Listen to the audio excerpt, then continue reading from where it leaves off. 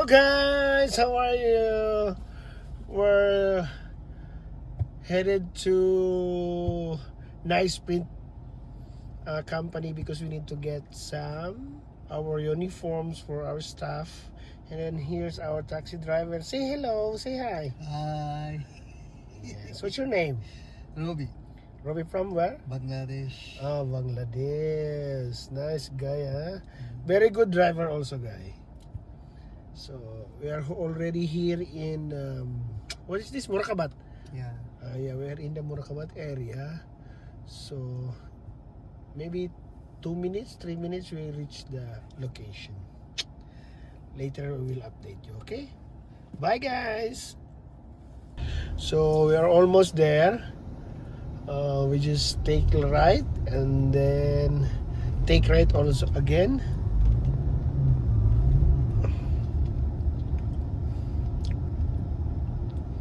Take right, bro.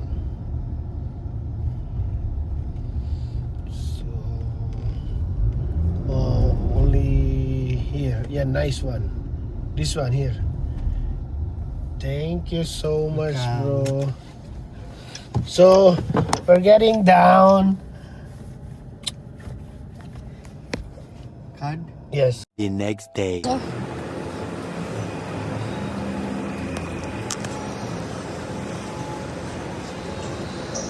Ano ba palaro mo, Louie? Louie? Narinig ba ako? Ha? Uy! Hana? Hana? Di ba ako narinig?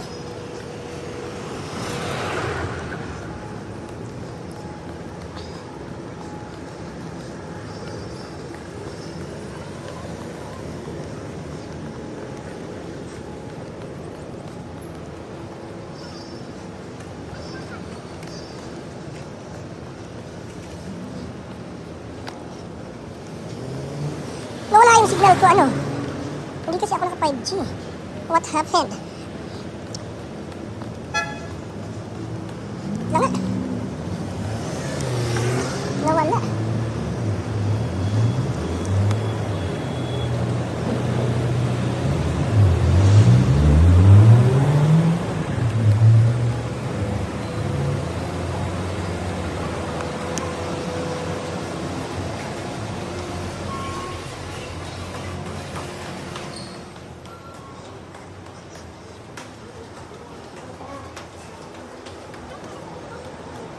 Bakit wala eh?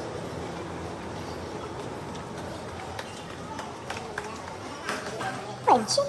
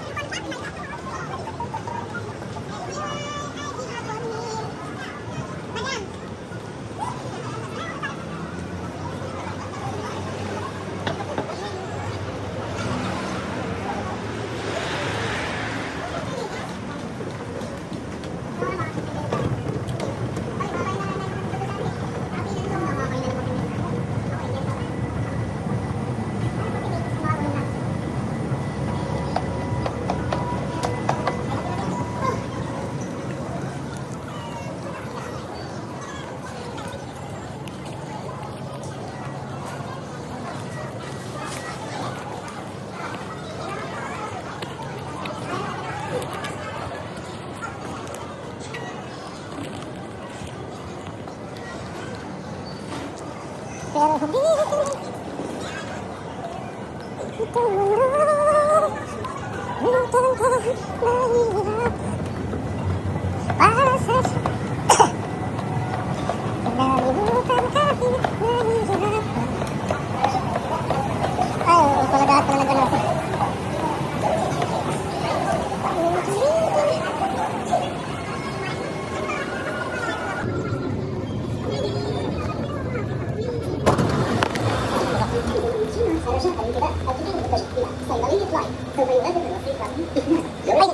The train to Life Pharmacy will depart from platform 2.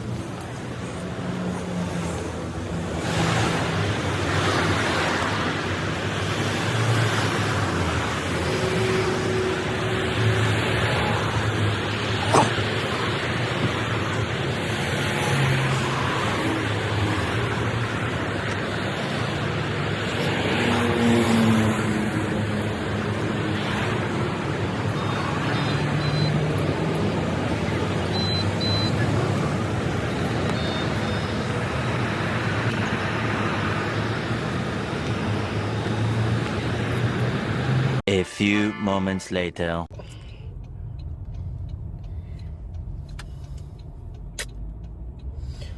At tapos na namin kumain. And then, ako'y pauwi na. Kinuha ko yung pasalubong ko galing Pilipinas. Tuyo, mangga, wala lang laing. Pero may, ano yan? Bagoong. Tuyo. Sobrang daming tuyo. And then, especially pansit. Pansit ba to? So, papunta na ako sa bahay, pauwi na kasi umuulan na. See, nakita nyo, hindi maganda yung weather, pero yan yung climate change. See, tignan mo, bibihira ang ganitong weather, especially dito. So, and hopefully na magkaroon na ng ceasefire. So, please pray for us. Before, dito ako nagtatrabaho. Malapit lang. Dati, dito kasi ako nakatira sa Satwa. Tumira ako dito ng almost 3 years. So, dito ako namulat, dito ako, kumbaga dito nabuo yung pagiging OFW ko dito sa Satwa. Especially this area. Kasi dito lang, dyan lang sa likod na yan yung bahay namin. So, ang bahay dito is hindi sa amin, nagre-rent lang kami. So, yan, dito. Itong grocery ito, dati itong pizza company. So, dyan ako naging waiter, cook, lahat. So, yeah. It was nice. Good experience. Learnings. So, marami ka matututunan. And magiging strong ka. Magiging independent ka. So, yeah. So, we're about to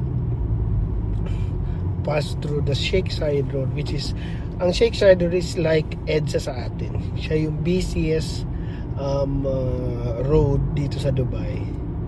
So, siya yung like EDSA sa atin sa Pilipinas. So, yan, mga malalaking buildings, Burj Khalifa, mga hotels, and then dito mo rin makikita yung all these buildings sa Dubai. And then I think that's the Parso building. Yun. So, it's yun yung World Trade Center.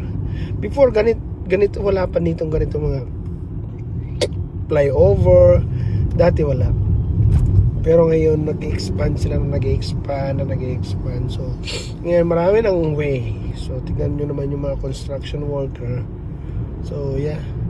See, tingnan niyo itong bagong building na to. Nakahang yung isang building nakatagilid. So yan yung architecture dito sa Dubai. Architectural building na akala nyo, hindi nyo akalain na magagawa. See, yan yung Sheikh Zayed Road. Ito yung main road. So, tignan nyo. Yan, see, ang akala nyo. And then, ito yung pinakaunang building dito sa Dubai. I think, yeah, UAE itself. See, tignan nyo, nakaganyan siya. So, yeah. So, ito naman yung papunta sa amin. Puntang Riga. So doon ako nakatira ngayon. I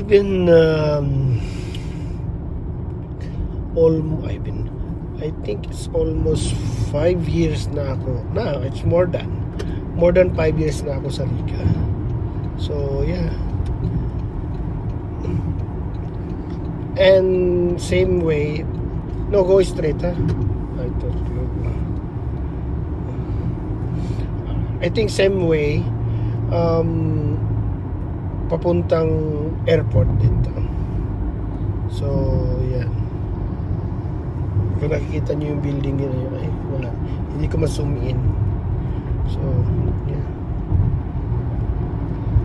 Dito tayo ngayon, see. Kakamiss ang weather ngayon kasi Hindi siya gaano kainit. Supposed to be ganitong April na. Mainit na dapat siya kasi yun yung simula ng summer dito eh. So tag-init na talaga siya. Pero ngayon tingnan nyo, almost 2 weeks nang ganito siya ang weather na hindi siya malamig, ay hindi siya mainit. So yeah, kakaiba siya, kakaibang weather phenomenon. So yeah, malapit na ako. So isang tulay na lang and then nandun na ako sa area namin. Actually malalapit lang naman ang mga tirahan. Kasi dito usually yung mga Pilipino is meron lang area.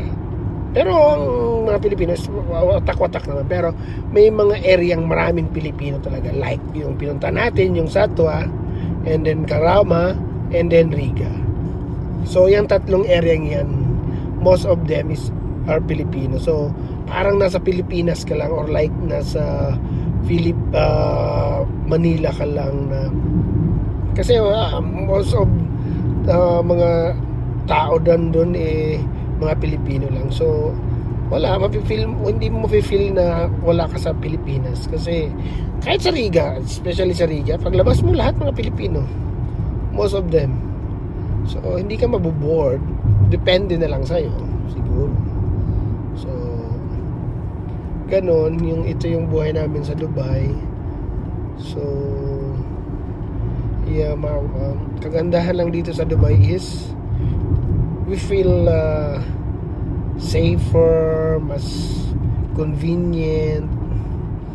Yeah, I think this is the best country na talagang mapipil mo na safe ka, secured in terms of safety, discipline. Especially dito mga Pilipino, disiplinado lahat. Magugulat ka.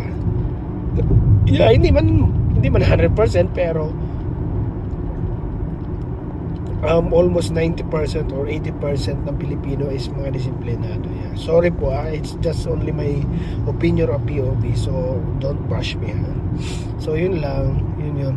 And then this is the clock tower. So hindi ko kasi siya makikita kasi pumunta tayo sa underground. So this is the clock tower. Isa rin siya sa mga heritage or mga matatagal ng buildings. Ay, ano ba tawag yan? Landmark dito sa Dubai. So yeah, this area is called Dera. Yeah, right? Yeah, this area is Dera. So Dera is big area also, right? So it composes Riga, Dera. This side is Dera also. This one is Riga side. Wala lang kasi akong idea kung ano ang Riga, parang barangay ba, street or whatsoever. So yeah, pero ang Riga is parang sakop siya ng Dera kasi napapalibutan siya ng Dera eh. So parang see, we are almost got accident. I cut on the video. So yeah, ganun talaga po ang buhay. May mga pasaway pong driver. So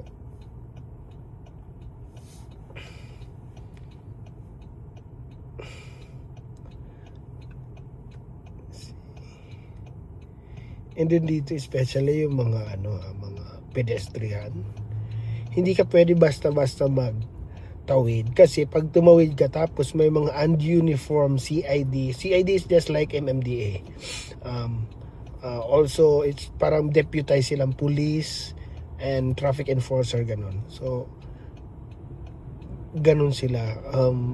May lumilipad na So yes po, it's almost na back to normal. So and then marami dito mga camera. Tingnan nyo yan camera yan ng government, camera doon, camera dito, yan So hindi ka dito, halimbawa nag-commit ka ng violation, walang pulis na uhuli sa'yo. Automatic marireceive mo yung message, na nagkaroon ka ng violation. So, magcha-charge yun sa pangalan mo. If hindi mo man binayaran, magkakaroon ka ng I think mga minus points. So, pag na-reach mo yung pinakamababang points, I think marirevoke yung license mo. I don't know, correct me po if I'm wrong, pero pag ganun siya. So, wala kang takas.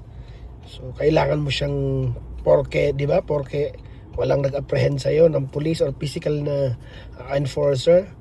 Pwede mo nang takasa, hindi. Kasi po dito, digital, naka-digital na lahat. Dito isang ID lang, valid lahat. Hindi gaya dyan sa atin sa Pilipinas, kailangan mo ng police clearance, barangay clearance, lahat ng clearance, pati po school clearance kailangan mo pa. So dito po isa lang, isang ID lang, valid na yun lahat. Without that ID, hindi ka makakaroon ng transaction, hindi ka pwede bumili ng SIM card, lahat, walang, parang limited yung resources mo, parang limited yung magiging ang benefits mo pag wala kang ID. So, yeah, kailangan natin yung ID. So, very important. Kaya ako, lahat ng mga most of the Philippines, siyempre nakakalimutan mo. Ako lagi ko nilalagay sa isip ko na yung ID ko. Kasi pag nahuli ka tapos wala kang ID, may fine pa rin. So kailangan mo siyang laging dala. Kaya sabihin mo, di ba sa Pilipinas, ay no, pwede man po itong picture lang, hindi. Dito hindi. Kasi sinasaksak siya.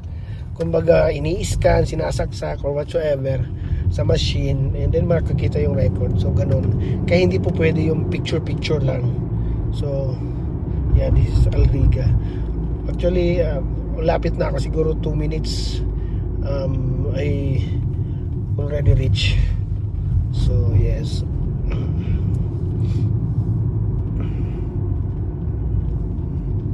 see, most of the driver, what happened today?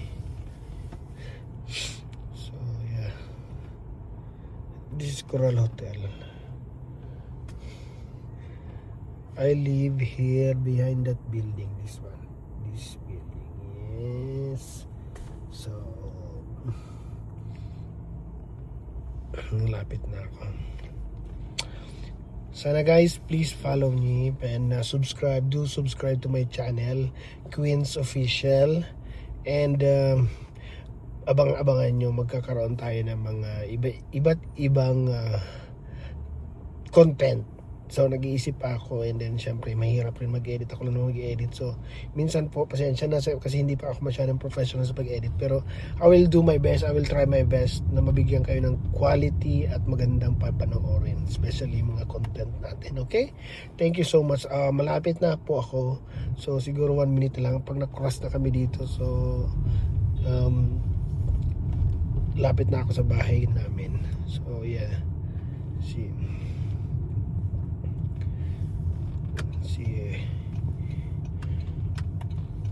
So yeah, nakikita nyo na dyan na yung building namin. That's my building. So yeah,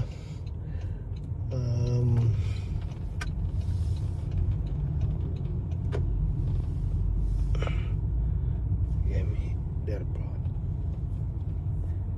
You can or no? You can hear. I'm here only. Okay, bro. Thank you so much. Bye-bye, guys.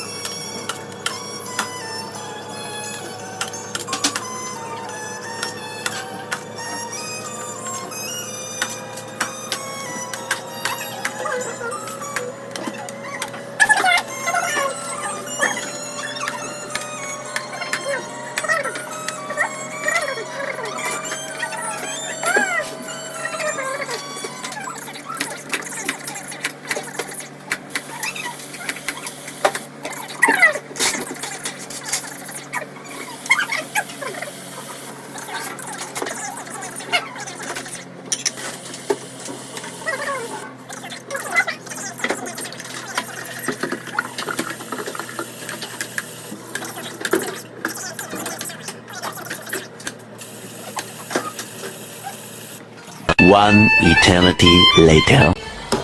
Sorry guys, hindi ko na